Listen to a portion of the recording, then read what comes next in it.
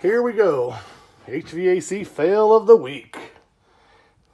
Well, why would the blower be mounted there? My assumption is whoever put this in, or just set it in the cabinet. If it's not, it's not sitting here. Didn't know that you could flip them upside down. So instead of turning the unit upside down, they put it in as an upflow, Right. and then put the blower coming down the top. Yeah. Let's see what's inside. Okay, so here's the inside.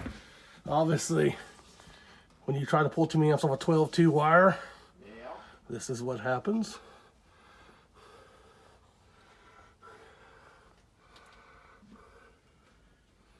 My. You know, there's some people that just really shouldn't touch things unless they know what they're doing. Let's look at all the rest of the quality work we find in here. Well, that's saying none of that's coming out. Huh? That's all saying none of that's coming out.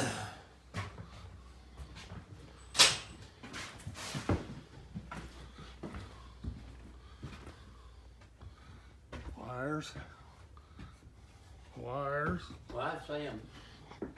That's the big thing, don't Splices. Yeah, it should be. I don't know who wired this thing, but man, oh man.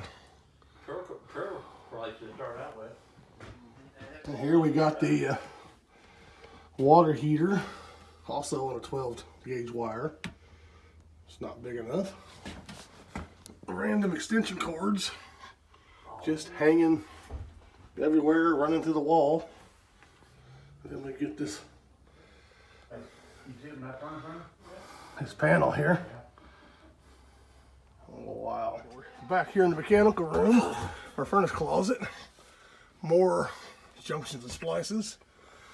Looks like it was a gas furnace at one time. And the guy lived here like this.